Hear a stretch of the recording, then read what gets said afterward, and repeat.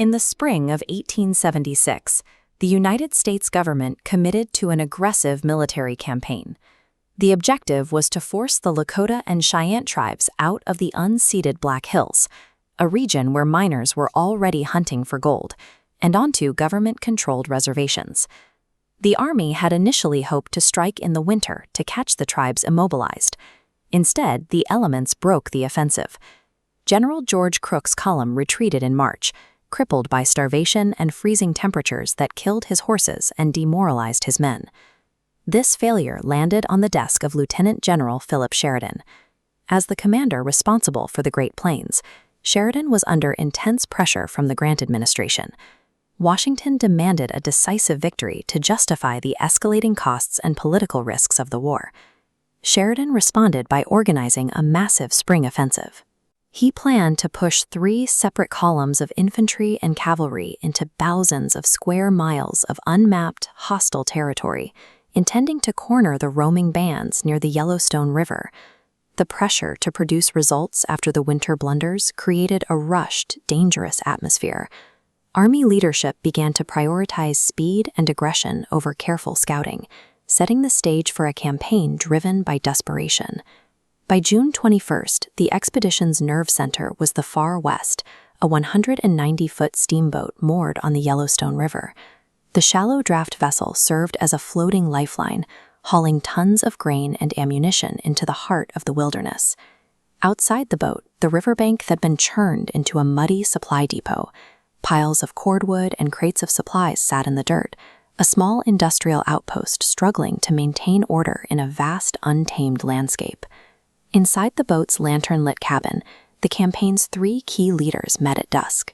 Brigadier General Alfred Terry, Colonel John Gibbon, and Lieutenant Colonel George Armstrong Custer leaned over the table to finalize their march.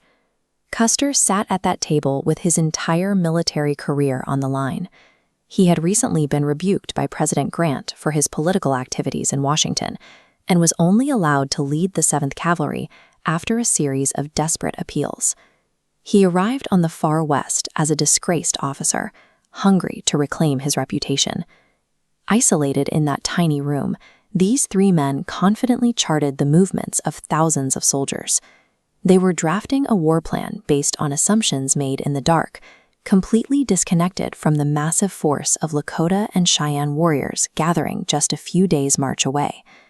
The commanders outlined a strategy of convergence on the table, intending to trap the Native American bands between 3 separate forces. Terry and Gibbon's infantry would march north along the Bighorn River, entering the valley from the top. Meanwhile, Custer's 7th Cavalry would sweep south down Rosebud Creek. Crossing the divide, they would close the pincer and box the enemy in.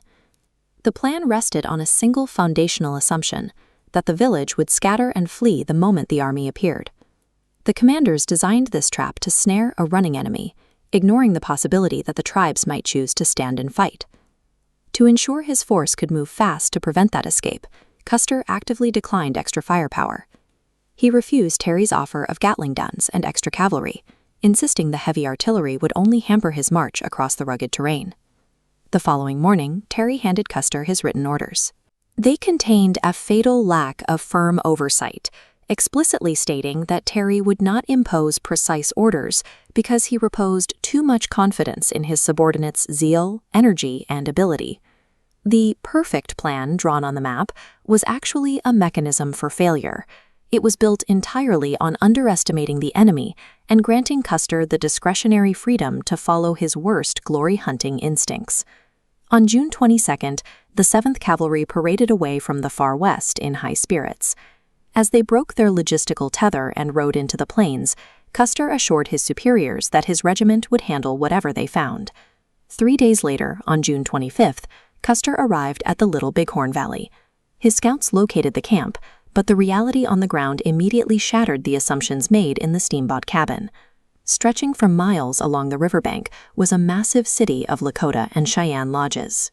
Thousands of warriors had gathered to defend their families, presenting a unified force far larger than anything Terry or Gibbon had estimated. Still convinced that the Indians would flee if they weren't struck immediately, Custer refused to wait for Gibbon's blocking force. he split his regiment and launched a premature attack against the massive encampment. The warriors did not run. They swarmed the offensive, overwhelming Custer's isolated battalions. In the chaotic fighting that followed, the Lakota and Cheyenne achieved a total annihilation of Custer and his immediate command. The abstract lines drawn on a map on June 21st meant nothing when they met the physical reality and overwhelming strength of the Plains tribes. In the devastating aftermath, crews stripped the Far West of its status as a headquarters. They covered the decks in freshly cut grass to create beds for the wounded survivors from the other battalions, turning the war room into a floating hospital. Captain Grant Marsh then performed a legendary feat of navigation, racing the Steamboat 710 miles downriver in just 54 hours to deliver the survivors and the shocking news of the massacre to the rest of the nation.